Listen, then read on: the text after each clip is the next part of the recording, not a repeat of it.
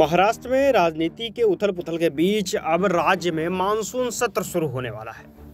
पर इससे पहले राज्य के कैबिनेट को लेकर के कई चर्चाएं अहम रूप से हो रही हैं। इसमें सबसे बड़ी बात है कि कैबिनेट के विस्तार को लेकर आखिरकार किन विधायकों को मंत्रिपरिषद में जगह मिलती है।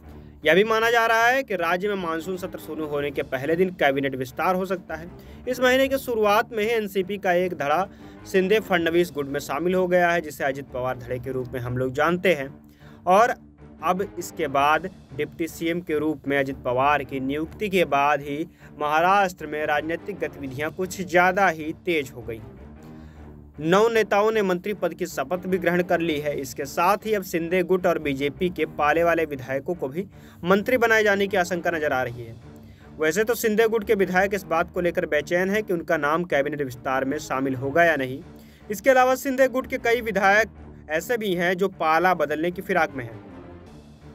बता दें कि अलग अलग विश्वस्त एजेंसियों के सूत्रों के हवाले से एक खबर आई है, जिसके मुताबिक कुछ विधायक उद्धव ठाकरे के सेना में जाने की फिराक में है।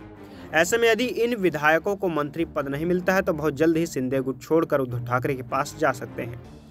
बता दें कि महाराष्ट्र सरकार में 14 अन्य मंत्रियों को शामिल किया जा सकता है। वर्तमान समय में महाराष्ट्र में 3 पार्टी मिलाकर सरकार चला रही है।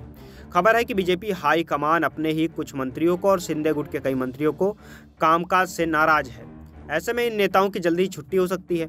इनके जगह पर नए विधायकों को मौका देने की चर्चा चल रही है। माना जा रहा है कि शिंदे गुट के साथ आए 40 विधायकों में से ज़्यादातर विधायक मंत्री बनने के इंतजार में हैं।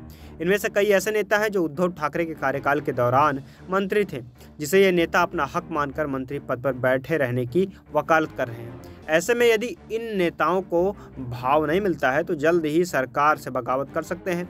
इनमें नए नेता उद्धव ठाकरे के संपर्क बने हुए हैं। वहीं इसके अलावा लगातार महाराष्ट्र में राजनीतिक गतिविधियां इस वजह से भी तेज हो रही हैं क्योंकि एक तरफ एनसीपी के 2 टुकड़े हो चुके हैं, वहीं दूसरी तरफ उद्धव ठाकरे भी लगातार अपने विधायकों की संख्या बढ़ाने में जुटे हुए हैं। इसके साथ ही एकनाथ शिंदे की कुर्सी को भी खतरा बताया जा रहा है और यह खतरा अजित पवार की सरकार में शामिल हो जाने के कारण हुआ है।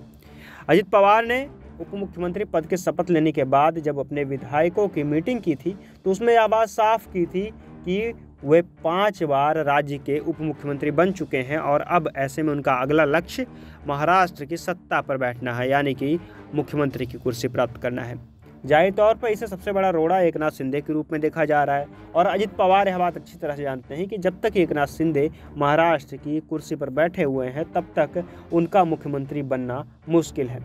फिलहाल यही बात लगातार सुर्खियों में है कि आखिरकार अब अजित पवार कौन सा पैंतरा अपनाएंगे जिसके कारण उन्हें मुख्यमंत्री पद मिल सकता है। फिलहाल हमारी नज़र बनी हुई है महाराष्ट्र की हर एक खबर के ऊपर। आप जुड़े रहिए हमारे साथ और देखते रहिए SPN9 न्यूज़। धन्यवाद।